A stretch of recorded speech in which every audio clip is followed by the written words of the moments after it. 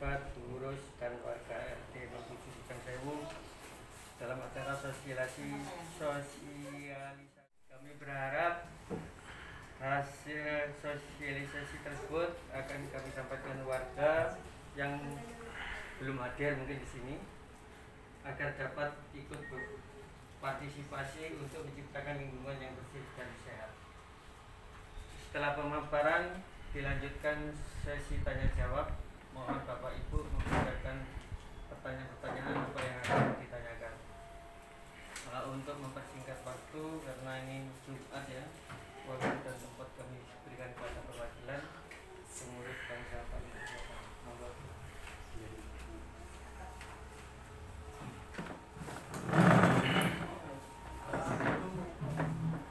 Bapak itu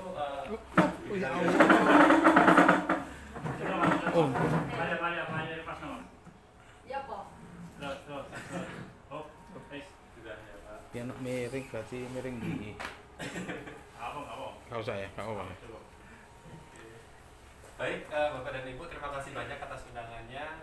Saya buka. Assalamualaikum warahmatullahi wabarakatuh. Waalaikumsalam warahmatullahi wabarakatuh. Sejujurnya saya sangat senang sekali begitu kemarin Bu Tri berkunjung ke tempat kami, kemudian menanyakan seputar bank sampah dan mengundang kami untuk melakukan sosialisasi terkait pengenalan konsep bank sampah itu apa, seperti apa bank sampah itu di warga RW 7 Kelurahan Bujangsewu ya.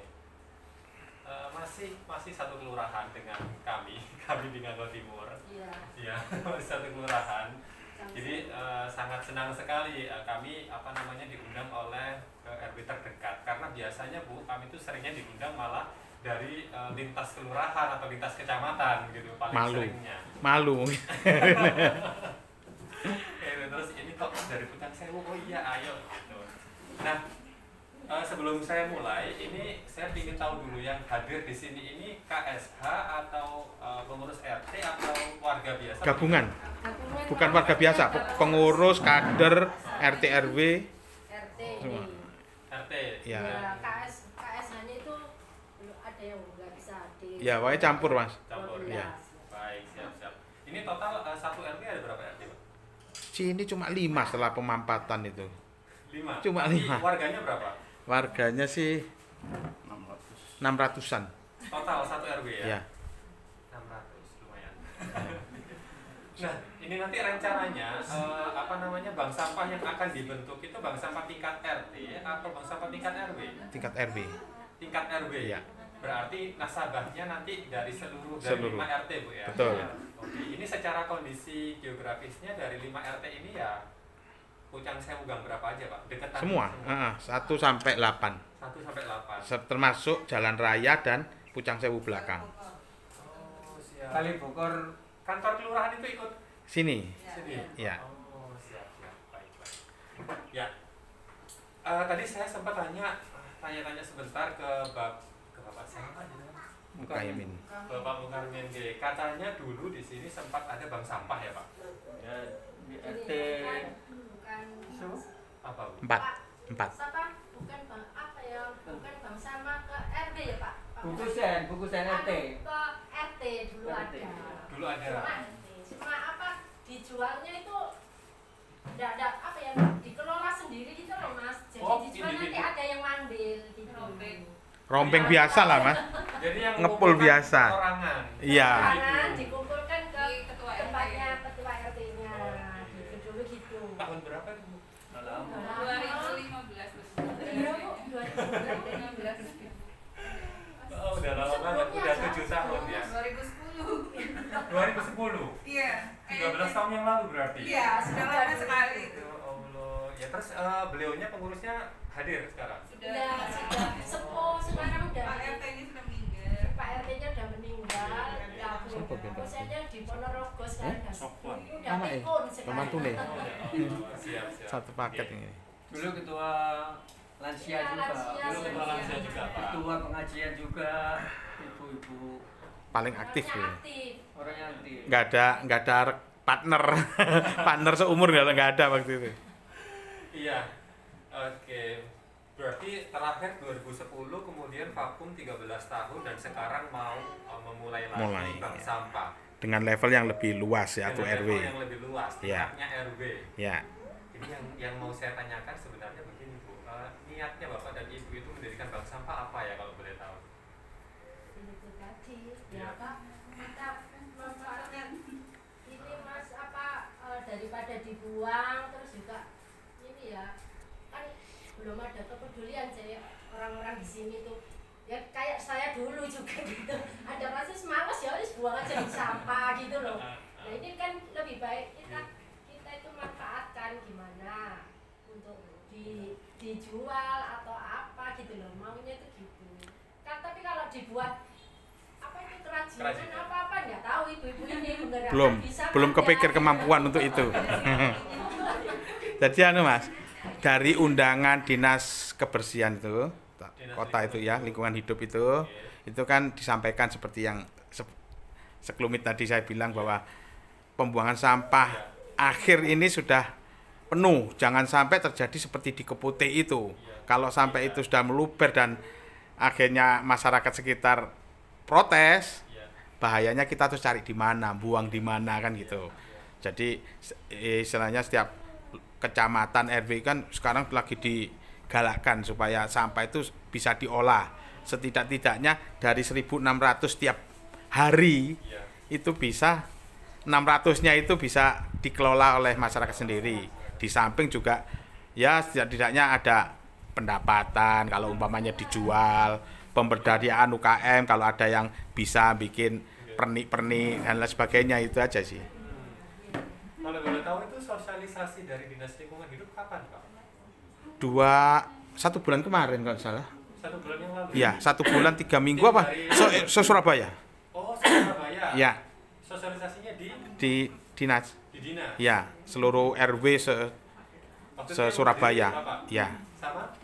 Saya sendiri. Sendiri. Ya, karena undangannya untuk 1 orang. 1 orang. Jadi atas dasar itu, ya, kemudian disampaikan ke warga. Betul. Terus respon warga? Ya, mulai semangat. Semangat. Oke, siap. Sebenarnya gini, semangat dari ini ya tidak mestinya dari pengurusnya. Kalau pengurusnya tidak hidup, tidak jalan ya, mungkin warganya juga tidak ini. Karena kalau pengurusnya getol istilahnya, nah itu baru bisa jalan. Kalau warganya hanya ingin aja, ya kan? Sekarang nanti tergantung dari nanti kalau sudah terbentuk, sudah tahu bagaimana cara mengurusnya kan gitu. Iya. Mungkin Ibu yang di depan bisa masuk ke sini Bu. Oh, jaga parkir. Iya, itu kok kan Mas kan dalane kayak mlebu parkir kene ya. Kesalahannya dulu ya. Kok langsung mlebu kene parkir lapangan situ kan ngono mesti ya. Enggak telecehan dalan gitu kan. Dari lingkungan Kota Madia juga. Pintu kecil di. Oh, sebelah kene saja. Dan dari Sebelah pintu tengah-tengah kene ya. Pohon itu ya. Tapi nggak pernah dibuka ya. Tapi sekarang kan iya, tapi perlu iya sepeda motor saiki ngono ya. Gledak sithik ambles. termasuk mengenai survei SSC dulu tuh kan. Oh iya. Siap. Iya. Jadi gini Bapak dan Ibu, kenapa kok saya tanya itu dulu? Karena tidak jarang RT RW itu mereka ingin memulai bank sampah, tapi diawali dengan motivasi yang menurut saya kurang kuat gitu. Biasanya motivasinya itu ya disuruh Pak Lurah gitu, atau disuruh RW, disuruh ikut lomba, atau kalau nggak gitu nanti kita kena denda atau apalah. Jadi berangkat dari motivasi yang menurut saya itu bukan motivasi yang kuat untuk bisa bertahan menjalankan bank sampah. Karena terus terang Bapak dan Ibu, saya sampaikan di awal, menjalankan bank sampah itu butuh ketekunan, butuh kesabaran, butuh keuletan, butuh ketelatenan, butuh semuanya, dan butuh keikhlasan yang paling penting. Ya, karena kalau Bapak dan Ibu tanya kepada para pengurus bank sampah RT RW yang lain yang sudah lebih dulu berjalan, itu kalau Bapak dan Ibu tanya dapat apa sih di bank sampah? Tidak dapat apa-apa, gitu. Nah, dapat apa-apa itu maksudnya begini, kalau kita melihat secara materi, artinya mungkin kita ukurnya pakai uang begitu misalkan, itu 1 tahun Bu, biasanya bank sampah itu dapatnya itu 50.000 per orang, per pengurus itu selama 1 tahun. Gitu. Ada yang malah dia nggak dapat apa-apa gitu loh.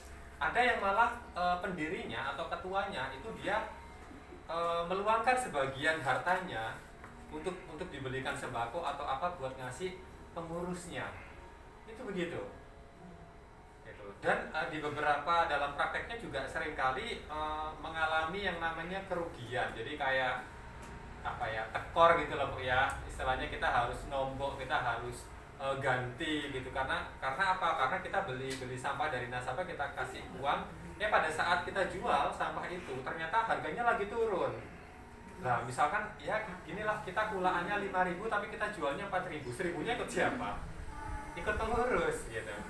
Jadi kalau misalkan ditanyain dapat apa bank sampah itu, ya itu tadi, dapat lelahnya, dapat capeknya, tapi insya Allah juga dapat lilahnya ya. Maksudnya kita benar-benar berjuang lah, beribadah begitu.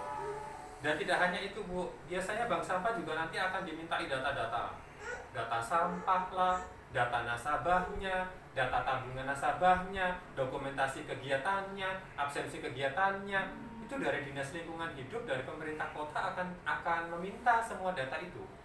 Karena di pemerintah kota sendiri pun baik level kota kabupaten maupun level provinsi maupun nasional sekarang ini semuanya sedang mengarah kepada bagaimana penanganan sampah ini bisa berjalan dengan baik begitu. Nah, karena kegiatannya cukup banyak ya, ini dibutuhkan motivasi yang kuat. Kalau tidak kuat Bu, merotol begitu ya. Pertama mungkin sekali 2 kali banyak pengurusnya, lama-lama tinggal 3, 2 gitu ya, 1. Habis gitu tutup, sudah selesai gitu. Kalau pengurusnya itu sudah sedikit, meskipun banyak warganya itu yang ingin jadi nasabah atau setor sampah, nggak akan jalan. Kenapa? Karena pengurusnya capek. Saya ngurusin sendirian Mas, ngurusin 1 RW, yang nimbang saya, yang nyatet saya, yang milah saya, yang kalau ada apa-apa kepotokan itu saya, gitu kan. Uangnya nasabah nggak dibayar-bayar, nanti saya yang dikejar-kejar dan lain segala macamnya. Nah itu memang resiko-resiko ya ketika menjalankan bank sampah. Jadi penting Bu, kita punya motivasi yang kuat. Nah ini saya juga penasaran nih, dari sekian yang hadir ini, yang sudah terbiasa melakukan pemilahan sampah itu boleh angkat tangan? 1. Tak kasih nonde aja. Tak kasih nonde Pak yang buang itu Mas. Bukan tak kumpul sendiri bukan. Oh ya, sampah apa aja Bu yang diberikan ke? Yang botol, gelas. Oh yang botol, gelas. Ya, tutupnya kan disendirikan. Ya, Kerdus-kerdus. sudah Bu ya. Kerdus-kerdus itu. Oke. Tapi bukan tak kumpul sendiri bukan, langsung ke yang buang. Siap. Sama aja. Jadi yang nggak angkat ini berarti enggak ya, enggak pemilahan sampah. Ya kadang-kadang. Kadang-kadang. Iya. Kalau pas oke moodnya. Kalau sudah kotor nggak usah. Kalau sudah kotor nggak usah. Kalau saya minta lah, bukan ngepul sampahnya, tapi justru minta sampahnya, tapi khusus yang galon la mineral atau galon aqua. Oh iya. Buat penghijauan Mas. Oh iya siap. Iya Bu. Jadi bisa saya simpulkan bahwa sebenarnya kalau saya melihat dari yang hadir, perwakilan dari yang hadir ini berarti warga itu juga masih belum banyak yang melakukan pemilahan sampah ya. Belum. Artinya sampah-sampah yang dihasilkan itu ya mereka beliau-beliaunya itu buang begitu aja ke tempat sampah, kemudian diangkut oleh bapak petugas atau penggerobak sampah ya, dibawa ke TPS, kemudian dibawa ke TPA. Iya. Nah, saya mau membahas hal yang sedikit agak menyimpang ya, bukan menyimpang yang negatif ya Bu ya. Saya yakin Bapak dan Ibu di sini pasti masing-masing di sini punya tempat tinggal, punya rumah kan, ya. Dan setiap harinya saya yakin Bapak dan Ibu di sini selalu mengupayakan yang terbaik untuk rumahnya Bapak dan Ibu ya kan. Setiap hari disapu, setiap hari dipel, setiap hari ditata, begitu kan? Yeah. Ya. Nah, kenapa kok seperti itu ya? Karena itu rumah kita sendiri, Mas. Kita yang tinggal di situ, kita tidur di situ, kita istirahat di situ, ya kan? Kita mengerjakan tugas di situ, kita masak di situ, ya kan? Kita happy-happyan, seneng-senengan di situ, ya kan? Jadi kalau rumah itu asri, rumah itu indah, rumah itu bersih, siapa yang senang? Kita sendiri ya. Lalu tiba-tiba suatu ketika ada tamu datang berkunjung Bu ke rumahnya Bapak dan Ibu. Terus tamu ini tuh meludah sembarangan. Apa? Bagaimana responnya Bapak dan Ibu?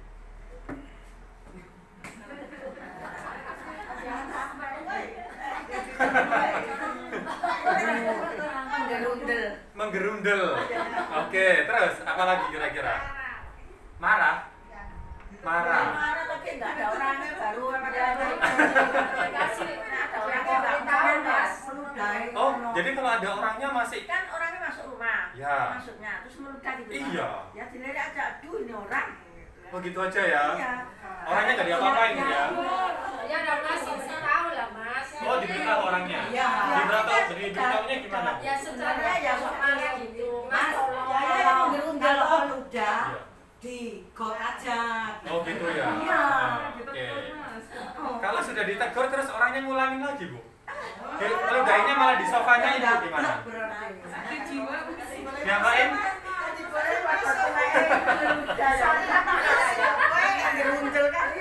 Diapain?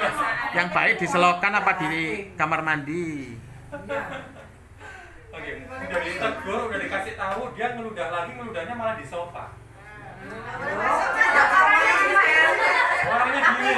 Tapi selama ini tidak terjadi kalau di dalam rumah. Oh iya, Kalau ini di halaman ya. ini saya berbicara seandainya Bu ada tamu yang seperti itu, gimana responnya? Orangnya sakit.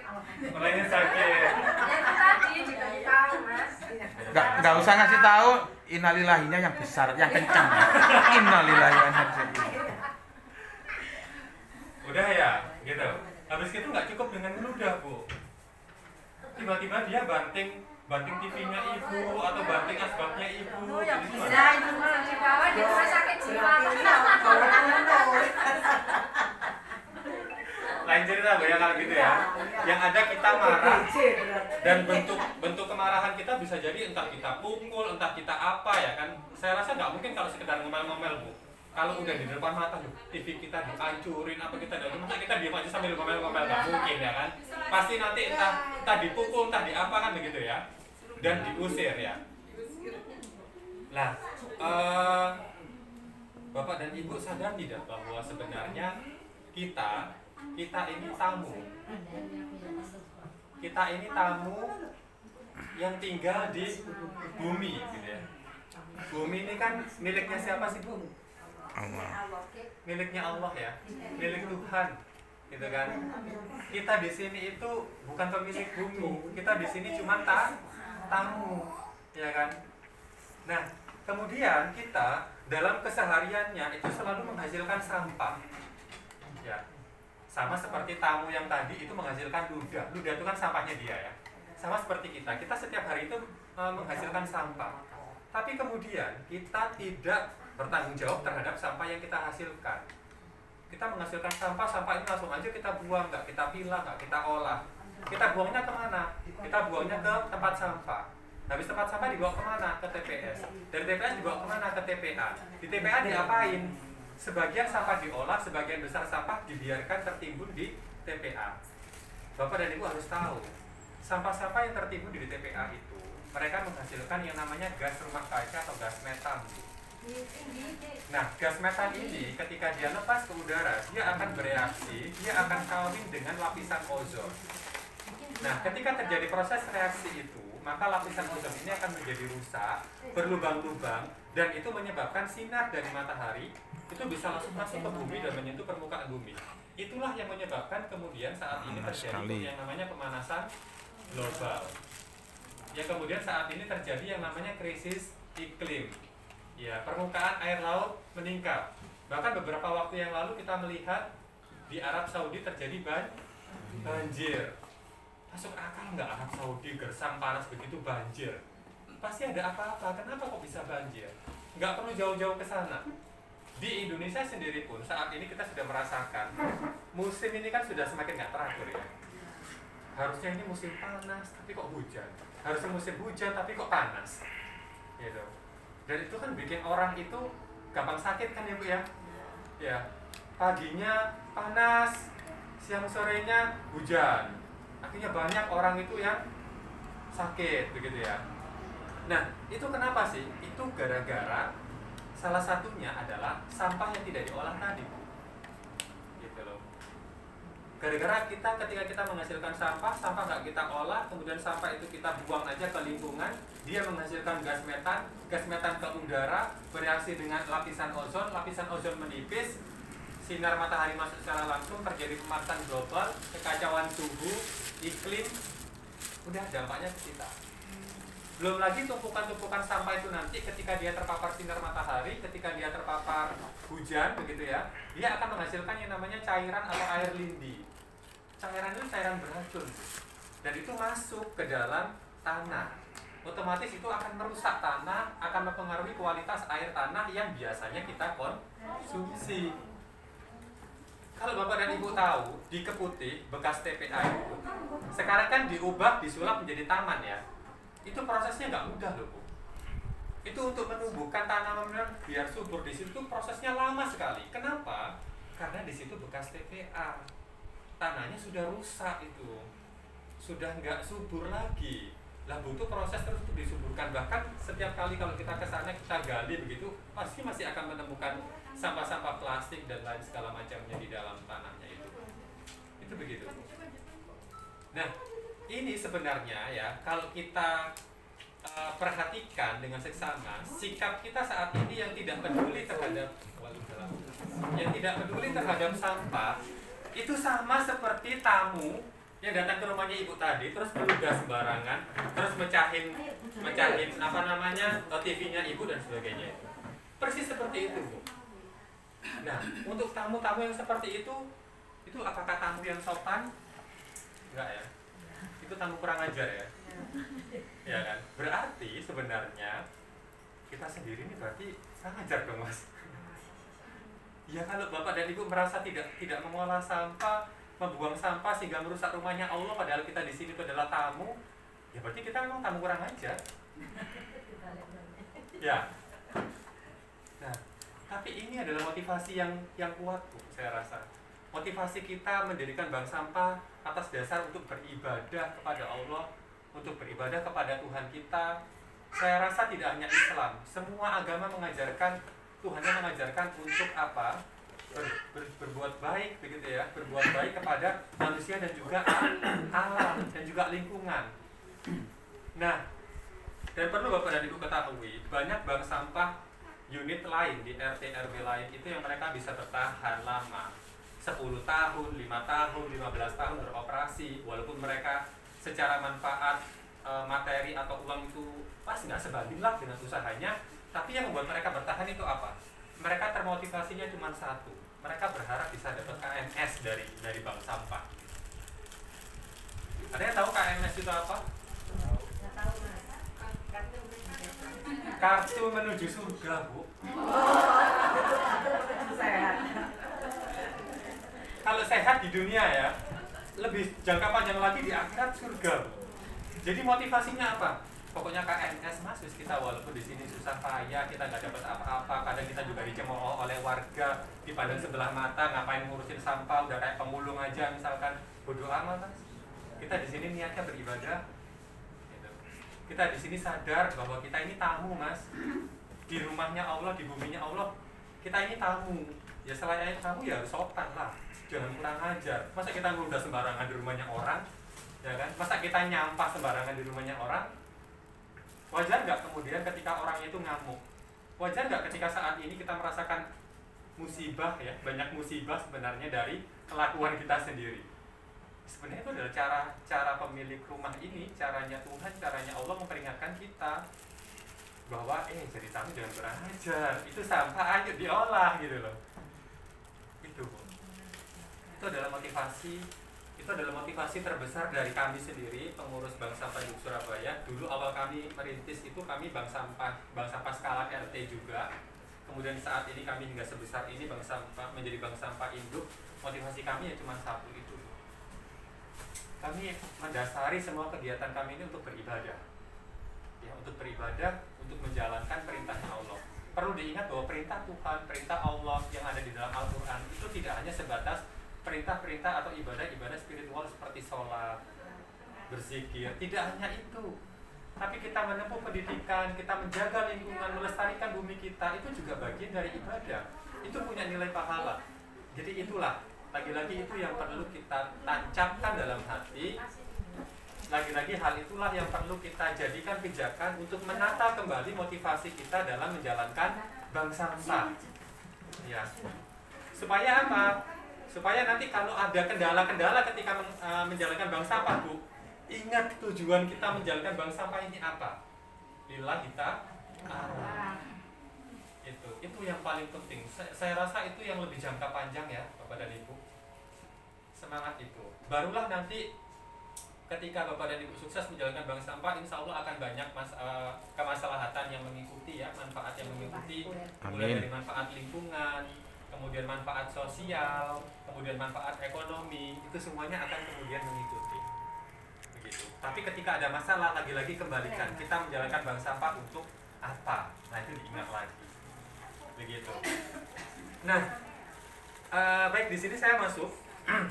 Jadi secara judul Bu ya, bank sampah sebagai solusi masalah lingkungan. Sebenarnya tadi saya juga sudah banyak membahas ya Bu terkait bahwa kok bisa sih sampah itu kemudian merusak lingkungan, sebagaimana saya jelaskan tadi. Jadi ketika sampah, tumpukan sampah seperti ini itu tidak diolah gitu ya, tidak dipilah, tidak dikelola dengan baik, kemudian lebih fokus. Sampah ini tuh dibuang dengan cara yang tidak bertanggung jawab, bisa dibuang di sungai lah, dibuang di selokan, kemudian dibuang di tempat sampah, bahkan ekstrim itu ada yang harus dibakar. Mudah-mudahan di RW 7 ini nggak ada praktek pembakaran sampah ya. Itu kalau ada itu Masya Allah. Sudah ditangkap. Ini udah panas, ditambah sampah langsung dibakar, itu langsung jadi nggak hanya metan ya, tapi ada CO2-nya, ada zat-zat yang lainnya yang lebih berbahaya. Nah, begitu. Nah, ini sudah Bu ya sekilas tadi. Nah, ini. Jadi sampah itu akan mampu mencemari lingkungan hidup ya. Ketika dia dibuang di tanah, dia akan merusak kualitas tanah, merusak kualitas air tanah, begitu ya, dan juga ekosistem di darat. Ketika dia dibuang ke air, dia akan menyebabkan polusi air, merusak kualitas air dan mengganggu ekosistem di sungai, danau dan laut, termasuk hewan-hewan di air begitu ya. Ikan yang kita konsumsi banyak Bu saat ini yang penelitian-penelitian itu menunjukkan bahwa ikan-ikan yang dijual di pasar kemudian dikonsumsi oleh manusia itu mengandung mikroplastik. Kok bisa Mas? Ya bisa aja Bu.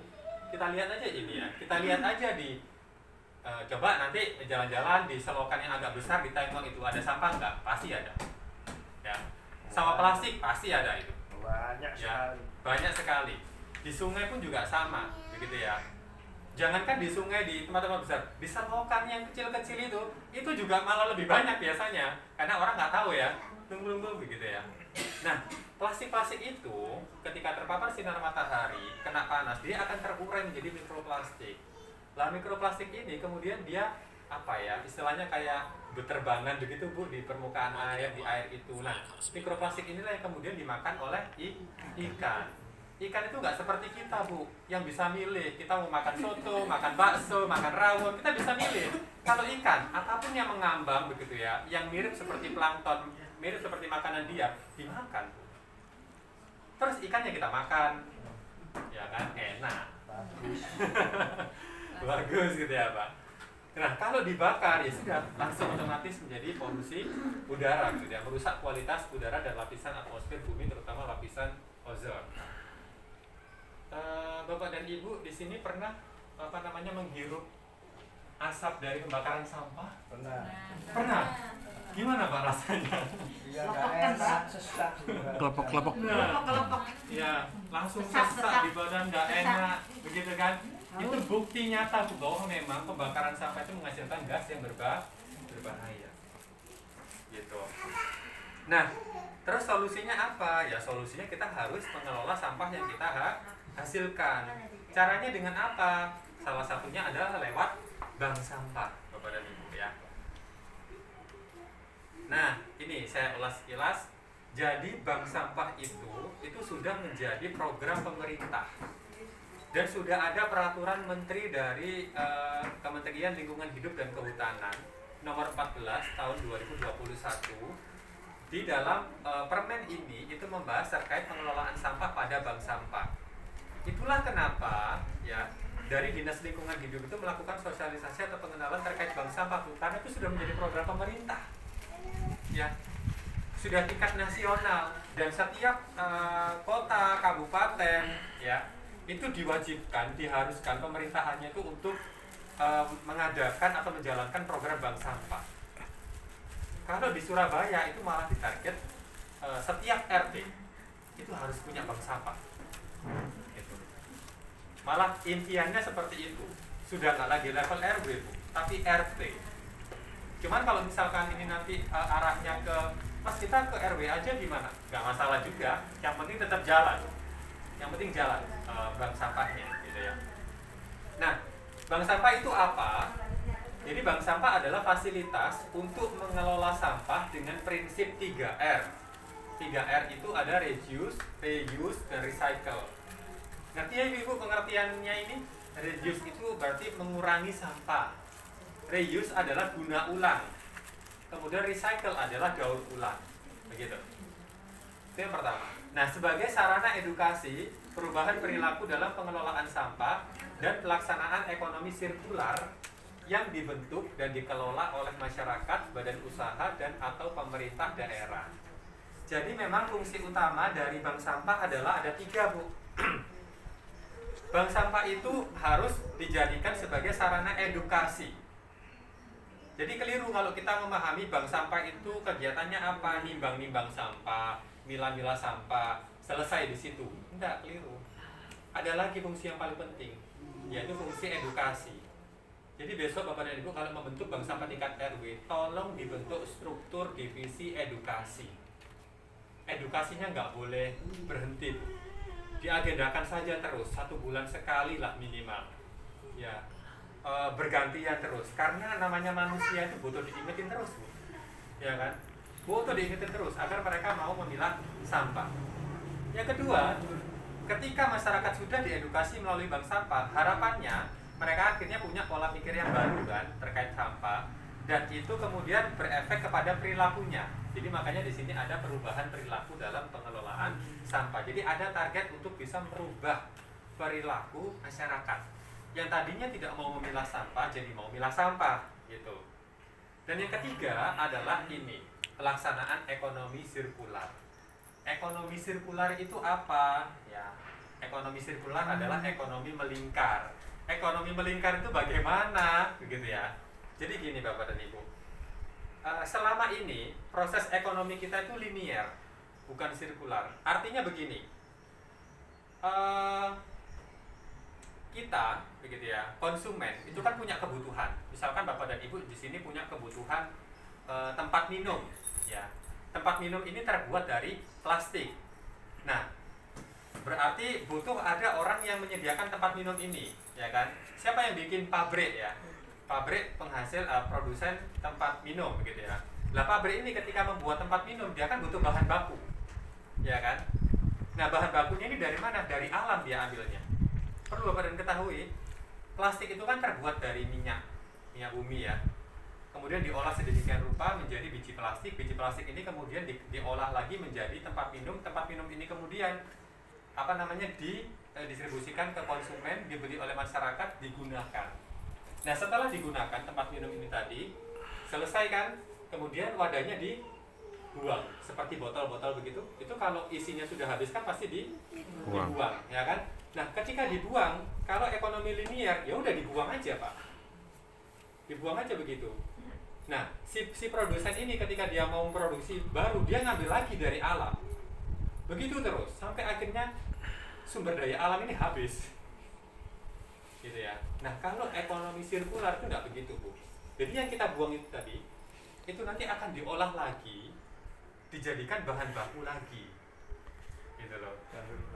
Didaur ulang. Supaya apa? Supaya produsen ketika ngambil bahan bakunya dari alam itu bisa semakin ditekan karena bahan bakunya dia sudah bisa ambil dari yang X kemasannya ini tadi. Akhirnya terjadilah ekonomi sirkular. Itu konsep ekonomi sirkular begitu. Dan bank sampah punya peranan penting di ekonomi sirkular. Seperti itu. Terpahami ya dari sini ya. Nah, itulah kenapa di bank sampah juga ada manfaat atau bisa menghasilkan manfaat ekonomi. Karena sampah itu bukan lagi definisinya sebagai barang yang tidak punya nilai guna, enggak, tapi sampah itu adalah bahan baku ekonomi. Itu punya nilai ekonomi itu. Pabrik banyak yang cari itu selama sampahnya terpilah dan bersih sesuai dengan jenisnya. Kalau campur, pabrik nggak ada yang mau. Itu. Nah, sekilas saya sampaikan juga berdasarkan Permen LHK nomor 14 tahun 2021. Jadi bank sampah itu terbagi menjadi dua jenis. Ada bank sampah induk dan ada bank sampah unit. Untuk bank sampah induk seperti kami itu adalah bank sampah yang area pelayanannya mencakup wilayah administrasi kabupaten atau kota. Sedangkan bank sampah unit itu area pelayanannya mencakup wilayah administratif setingkat RT, RW, kelurahan atau desa. Gitu. Jadi nanti bank sampahnya Bapak dan Ibu ini itu statusnya adalah bank sampah unit. Entah nanti namanya apa, terserah. Bank sampah Pucang Sewu RW 7 atau bank sampah Mentari atau bank sampah apa ya di sini ya. Bank sampah ini Paguyuban Keluarga Terintegrasi misalkan. Terserah. Namanya terserah nanti itu, tapi statusnya adalah sebagai bank sampah unit.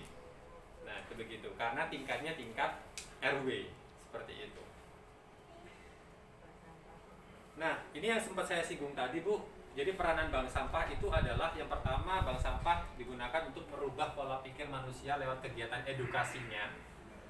Kemudian dari sini harapannya bergeser bisa merubah perilaku manusianya, ya kan? Dan pada akhirnya melahirkan gaya hidup yang baru. Gitu. Jadi perilaku itu kalau misalkan dibiasakan terus-menerus kan akhirnya menjadi refleks ya, Pak. Akhirnya menjadi gaya hidup. Nah, goalnya di sini, Bu. Gitu.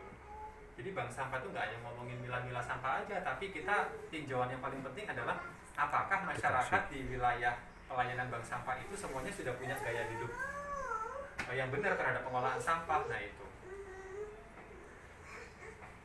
Nah ini ya.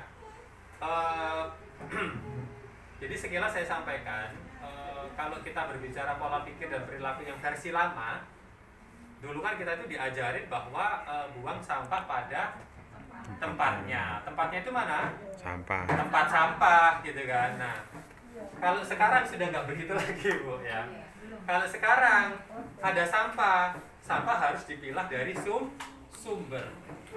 Siapa mas sumbernya itu? Ya kita Rumah tangga. Setiap orang ini adalah sumber sampah.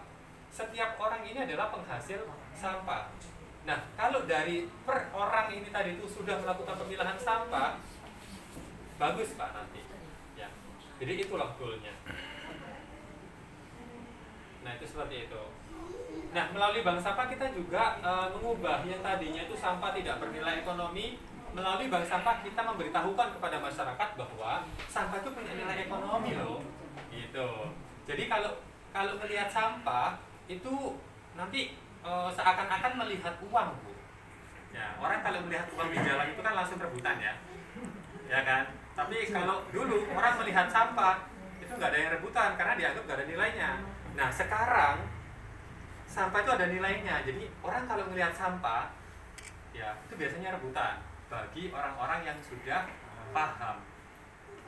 Bapak dan Ibu kalau mungkin nanti bisa disempatkan ya berkunjung ke bank sampah unit lain di RT RW lain, pasti Bapak dan Ibu akan menemukan orang-orang nasabah bank sampah yang mereka itu ketika habis ada gawe, ya ada acara gitu, itu sudah langsung nginden sampahnya itu buat saya gitu. Oh iya loh Pak, itu sampai rebutan loh Bu. Itu sampai rebutan. Jadi kebetulan kami itu punya bank sampah unit di daerah Wonokusumo. Itu ada satu nasabah itu yang begini. Pokoknya semua sampah yang tergeletak di area sini ya itu punya saya gitu. Dan itu dia orang-orang ke tetangganya sudah. Terus ini punya saya ini nggak bisa ini area saya itu kamu area sana gitu. Gitu Bu. Jadi karena saking dia sudah sadar bahwa sampah punya nilai ekonomi itu juga lumayan menggerakkan ya Bu ya. Lumayan menggerakkan. Dan bahkan di beberapa perumahan seperti kemarin saya menemui di perumahan Ketintang itu juga sama Bu. Habis acara PKK, arisan ya kan, kemudian ada kardus-kardus begini nih, kardus begini, botol-botol begini. Wah itu sudah begini, belum selesai acaranya, ngelihat temannya sudah habis, makanannya sini kardus. Gitu, sini botolmu. Gitu. Jadi sudah sampai seperti itu. Dan mereka sudah nggak ada kata malu Bu. Walaupun itu istilahnya di perumahan yang menurut saya menengah atas lah, itu nggak ada malu-malu lagi. Suaminya yang sudah pulang duluan. Ibu-ibu nama ibu-ibunya biasanya. Ibunya yang colek botol, suaminya mulai. Nah itu begitu. Iya. Nah jadi seperti itu ya Pak, Bu. Kalau bank sampah itu nggak hanya sebatas ngumpulin sampah, milah sampah, tapi harus ada unsur edukasinya. Itu tolong benar-benar ditekankan, tolong benar-benar dipikirkan. Bahkan kalau perlu di sini kan pasti ada PAUD ya. Nah pendidikan sejak dini itu juga penting. Jadi tolong adik-adiknya itu juga diajari pengenalan sampah seperti apa begitu. Saat kayak ekstrakurikuler ya, PAUD. Ekstrakurikuler.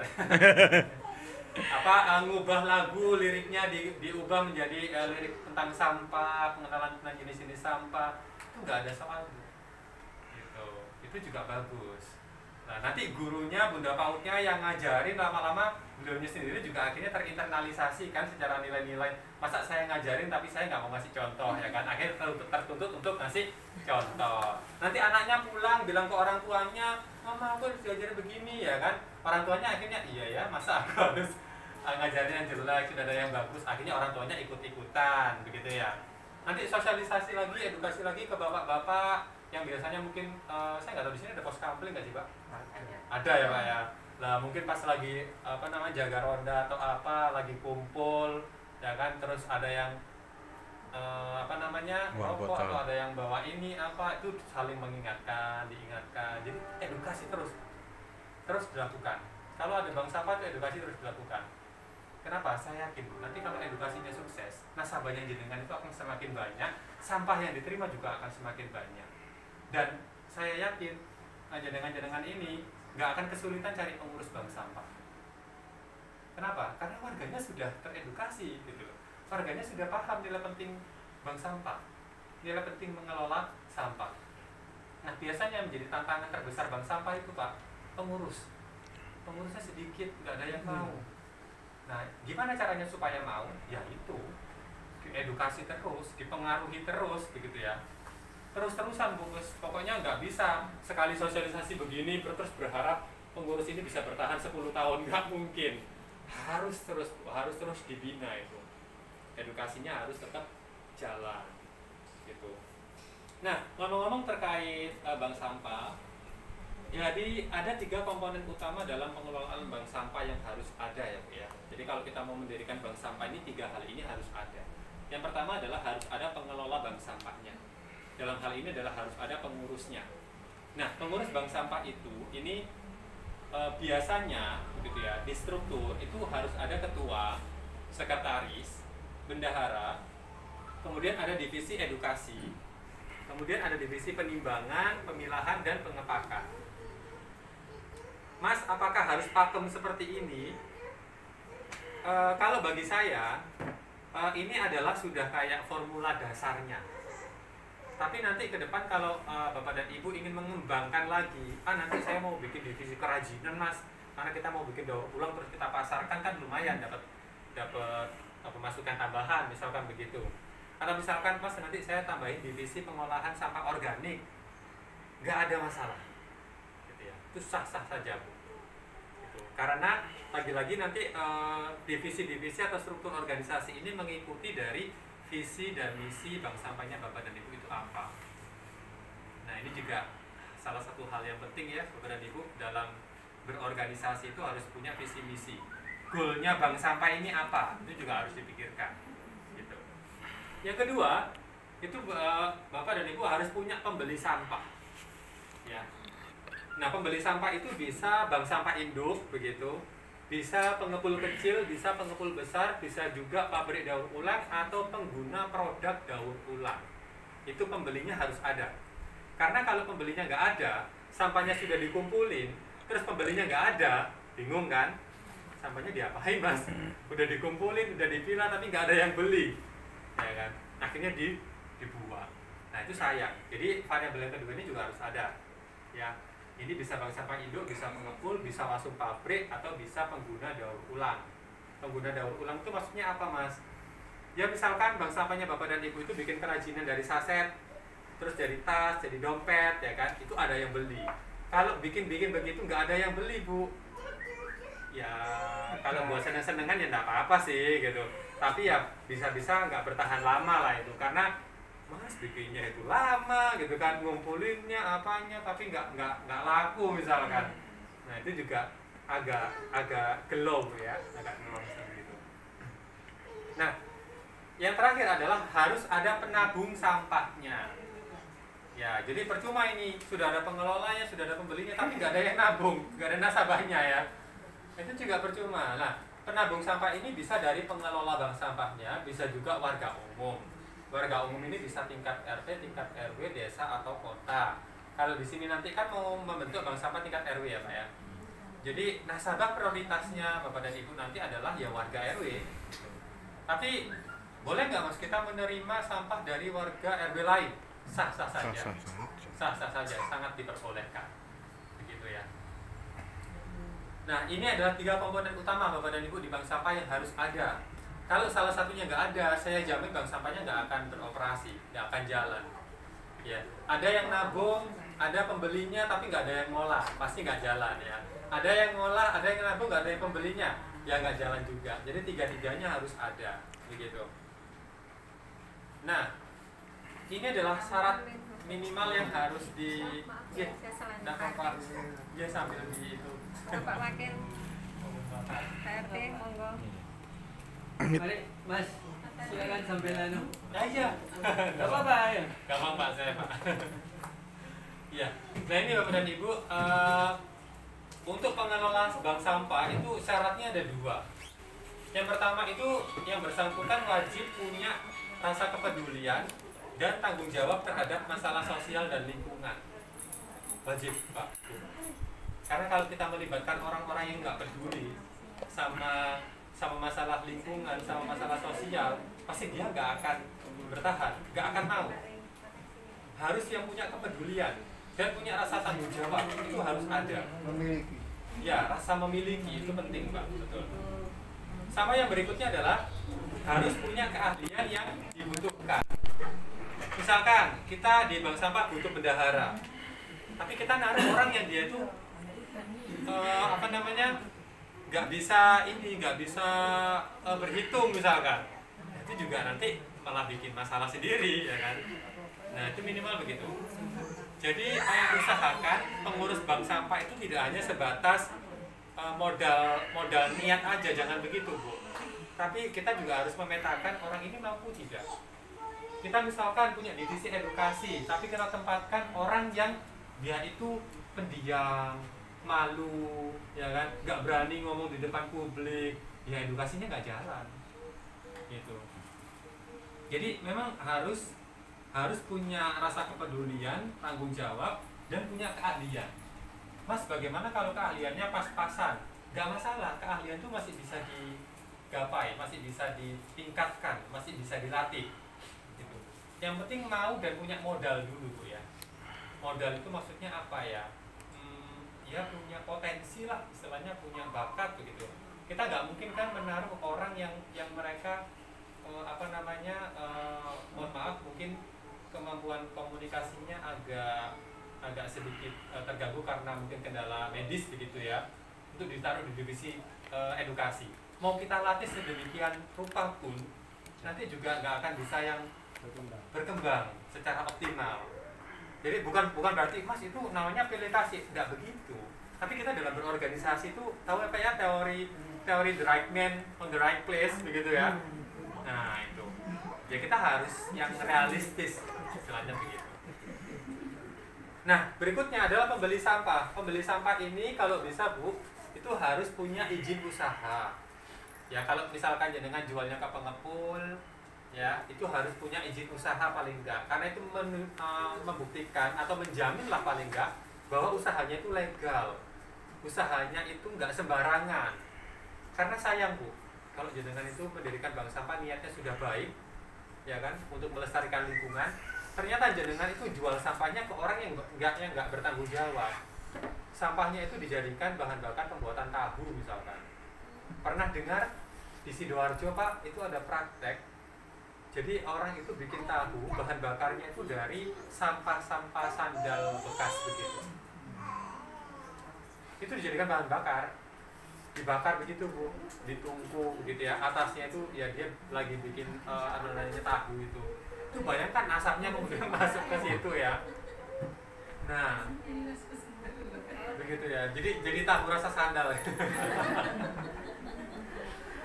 Nah, itu kan nggak bertanggung jawab Bu ya. Istilahnya kita niatnya sudah baik, melestarikan lingkungan, tapi ternyata sampah kita itu dikelolanya nggak bertanggung jawab, malah merusak lingkungan. Kan sayang. Makanya kita harus memastikan Bu, dia punya izin usaha, gitulah. Kemudian yang kedua, kalau bisa mencari yang harga belinya tinggi supaya nanti semakin memotivasi masyarakat ya untuk menabung. Karena kalau harga beli tinggi, kita beli di masyarakatnya pun juga akan bisa tinggi kan. Jadi nilai ekonomi sampahnya pun juga akan tinggi gitu. Terus berikutnya adalah pembayarannya tunai. Kenapa saya tekankan ini? Atau minimal pembayarannya cepat lah. Karena jenengan ini di bank sampah itu butuh uang cash Pak. Untuk bayar nasabah kan nggak mungkin kita bayar tabungan nasabah pakai sampah kan, sampahnya dikembalikan dong kalau gitu ya. Atau misalkan kita butuh operasional, nggak mungkin kita beli apa-apa pakai sampah kan, pasti pakai uang. Jadi nyari pembeli sampah itu yang pembayarannya itu tunai atau yang pembayaran itu cepat. Karena seringkali kejadian Bapak dan Ibu, beberapa bank sampah itu yang pernah curhat, itu pengepulnya nakal, sampahnya dibawa pergi, uangnya nggak dikasih. Dicari-cari udah hilang itu pengepulnya. Padahal sampahnya itu nilainya kalau diperkirakan ditaksir ratusan ribu sudah. Gitu. Ada yang sampai jutaan malah. Gara-gara pengepulnya nakal. Skala berat itu minimal berapa? Berapa kilo? Tanya jawab kok. Enggak barangkali. Oh, dari yang kami. Oh ya. Kalau di kami ini sekilas, kalau di kami itu minimalnya kalau tonase ya Pak itu 200 kilo atau volumenya itu setara dengan satu kendaraan roda 3 atau Tosa. Jadi volume dengan tonase itu berbeda nih. Ya. Jadi kami persyaratannya atau bisa volume, bisa tonase. Dan yang paling penting adalah sampahnya sudah terpilah. Ya. Nah, sama yang terakhir adalah varian sampah yang diterima Bu. Jadi cari pembeli sampah yang bisa menerima banyak jenis sampah. Itu berarti semakin bagus, semakin kita optimal dalam menyelamatkan atau melestarikan buminya Allah ini, begitu ya. Nah yang terakhir itu adalah gimana sih cara kita untuk mendapatkan nasabah atau penabung sampah? Yaitu tadi, lagi-lagi edukasi Pak. Edukasinya harus menarik ya. Kemudian yang kedua, kita harus bisa memberikan layanan yang memuaskan. Layanan yang memuaskan itu kayak gimana Mas? Contoh simpelnya begini Pak. Kita ke nasabah baru pertama kali setor itu kan belum tahu jenis-jenis sampah ya. Akhirnya dia bawa sampahnya itu campur. Nah, pertama kali kita edukasi, ditunjukin, oh ini tuh masuk ini loh Bu, ini masuk ini, kita timbangkan ya sudah. Datang kedua, masih campur lagi ya. Oke lah nggak apa-apa, masih kedua, diajarin lagi ya. Yang ketiga, masih campur lagi, langsung diomelin. Nah, itu adalah contoh layanan yang tidak memuaskan. Jadi gini Bu, sebandel apapun nasabah ya, itu kalau bisa kita melayaninya tetap dengan senyuman ya, walaupun itu tetangga kita sendiri sebenarnya, tapi paling enggak kita yang di pengurus itu benar-benar punya mental legowo ya, mental ikhlas lah ya, mental pendidik. Jadi separah apapun nasabah kita, sebandel apapun nasabah kita itu, kalau bisa usahakan kita tetap kita tetap menerima dengan baik, kita tetap mengingatkan dengan cara yang baik. Jangan kemudian dibentak-bentak, dimaki-maki gara-gara sampahnya masih campur. Aduh, itu nanti bikin orang malas lagi stop. Ya, walaupun kita maki-makinya itu sambil bercanda ya Pak ya, tapi namanya ibu kan kita nggak tahu ya. Antara yang ditampakkan dengan yang di dalam hati ini kan bisa jadi berbeda ya. Ditampakkannya senyum gitu ya, di dalam hatinya sudah yang gitu panjang lah istilahnya. Nah itu yang perlu di ini. Kami pun di bank sampah itu juga sama Bu, Pak. Punya nasabah baru itu sekali, 2 kali kita ajarin, 3 kali, 4 kali kok masih campur ya. akhirnya kita berlakukan sistem begini, udah kalau masih campur begini kita timbang campur, kita kasih harga item yang paling rendah. Jadi yang biasanya beliaunya itu dengan sampah yang sama dapatnya itu 10.000, kali ini karena sudah keempat kalinya datang masih nggak dipilah, dapatnya cuma 3.000. Ngomel-ngomel, ya kan aturannya sudah begini Bu, makanya dipilah. Akhirnya gini, yaudah saya pilah gitu, saya pilah di lokasi itu Bu. Nah itu begitu, itu salah satu istilahnya salah satu treatment untuk mengatasi nasabah-nasabah yang nakal ya. Gitu. Jadi bukan dengan cara dimaki-maki dianu enggak, tapi kita buat aturan aja. Kalau misalkan yang ketiga kali masih campur, ya udah nggak apa-apa, kita timbang global campur, kita kasih harga yang paling rendah. Gitu. Misalkan dia ada kertas, ada kardus, ada botol kaca, ada botol plastik. Yang paling murah itu kan botol kaca, Pak. Ditimbang semua ketemu 20 kilo dikalikan harga botol kaca yang sekilonya cuma Rp200. Udah. Kalian juga masuk. Ya, nanti akan saya jelaskan. Sama yang terakhir, jangan lupa memberikan apresiasi Pak. Ini juga penting. Jadi kalau bisa mungkin diagendakan 1 tahun sekali atau 6 bulan sekali untuk memberikan apresiasi kepada nasabah teraktif dan juga pengurus teladan misalkan. Karena itu akan cukup memotivasi. Ya, mereka sudah mau milah sampah, jadi nasabah, ngurusin bank sampah, itu harus diapresiasi. Anggarannya dari mana Mas? Diambilkan saja dari anggaran keuntungan penjualan sampah, disisihkan sekian persen untuk memberikan apresiasi kepada para pengurus dan nasabah yang paling aktif. Atau kalau misalkan nggak cukup, ya mungkin bisa cari donasi, donatur, begitu kan juga bisa. Ke Pak Lurah, kayaknya Pak Lurahnya juga baik kan. Nah, mendukung juga Pak Lurah, ini kita lagi ada apresiasi untuk nasabah teraktif di bank sampah kami. Boleh lah Pak, mungkin apa gitu. Kan, entah gula-gula 1 kilo kayak atau apa, itu kan udah seneng nggak ya. Nah itu memberikan apresiasi itu penting. Nah terus selanjutnya terkait tata kelola bank sampah. Nah jenis sampah yang dikelola itu apa saja sih? Yang pertama, bank sampah itu bisa mengelola sampah organik Bu. Yang kedua, itu bank sampah bisa mengelola sampah non organik. Di antaranya adalah plastik, kertas, logam, kaca, karet, tekstil dan lain-lain. Bank sampah itu tidak diperkenankan untuk mengelola sampah-sampah B3 ya, seperti limbah-limbah medis, kemudian electronic waste begitu ya.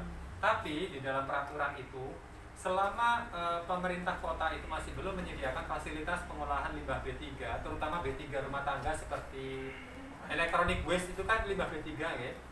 Itu bank sampah masih diperbolehkan untuk menerima. Selama memang Bapak dan Ibu mengetahui atau sudah punya jalan ini mau dilempar kemana. Nah itu penting gitu. Sampah organik boleh gitu. Bank sampah boleh menerima sampah organik, mengolah sampah organik sangat diperbolehkan. Kemudian berikutnya terkait fasilitas bank sampah yang harus ada, minimal itu harus ada gudang atau tempat penyimpanan sampah terpilah. Kalau nggak ada tempatnya gimana Mas? Minimal ada tempat untuk melakukan aktivitas bank sampah, minimal itu harus ada. Tapi idealnya sih harus ada gudang, tempat untuk nimbun sampah, naruh sampahnya itu. Nah itu gitu. Terus berikutnya adalah harus ada timbangan digital. Kenapa kok pakai timbangan digital? Karena sampah itu ringan Bapak dan Ibu. Ya kalau kita setor plastik kantong kresek begitu kan, kalau kita pakai timbangan bayi atau timbangan itu kan nggak kedetek ya Pak ya. Karena itu pasti beratnya 0,0 sekian. Nah kalau timbangan digital dia bisa ada 2 angka di belakang.